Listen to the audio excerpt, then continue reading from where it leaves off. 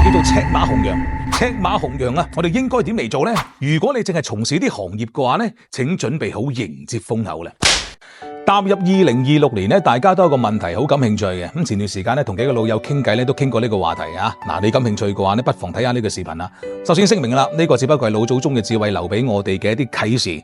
咁大家咧喺評論區啊留翻幾個字啦，百無禁忌，大吉大利啊！咁啊正念咧將會為你披荊斬棘，所向披靡啊！好啦，乜嘢叫做赤馬紅羊？其實呢個係傳統嘅干支曆法，每60年呢就會出現一次咧丙午年同埋丁未年嘅。咁啊天干丙丁對應係火，分別咧用赤同埋紅嚟代表。地支午未啊對應係生肖馬同埋羊。26年丙午馬年叫做赤馬年，27年咧丁未羊年咧叫做紅羊年，合稱叫做赤馬紅羊啦。咁如果按照而家大數據嗰一套嚟講，咁由於60年出現一次呢個丙午年同埋丁未年，我哋將歷史往回翻，亦就有啲人所講嘅，每當呢個赤馬紅羊出現嘅時候呢，總會有啲唔平靜嘅嘢發生。咁其實呢個要澄清翻啊，因為人嘅視覺呢，都揾翻啲自己想睇嘅嘢去印證自己嘅猜想，所以帶有一定嘅片面性，係不可盡信嘅。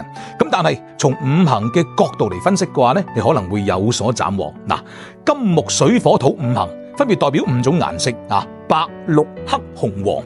赤馬紅羊佢特點乜嘢呢？就係土火五行啊，達到咗極端嘅狀態。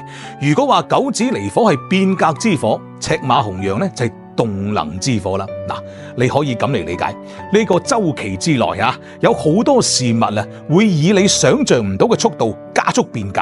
咁而且九紫離火同赤馬紅羊疊加，令到火元素達到一個新嘅峰值。按照五行相生相克嘅理論，金水受阻，火土大旺。咁如果話喺呢個環境之下，係某啲行業爆發嘅新機遇，咁呢啲行業就非火土莫屬啦。嗱，有乜嘢係火土屬性嘅呢？高新科技、新能源、餐飲業、空間站、傳統文化、媒體傳播等等。如果你淨係從事啲行業嘅話呢，請準備好迎接風口啦。赤馬紅羊啊，我哋應該點嚟做呢？嗱，第一樣嘢，由於變得快，做人做事呢就更加要穩。第二，決策同財務支出要更加要慎，仲要投資合同啊，最好設置呢個冷靜期同埋退出嘅條款。第三，要更加注重自己健康同埋情緒，保持運動，減少焦慮。第四，慎重交友，清潔好自己嘅朋友圈。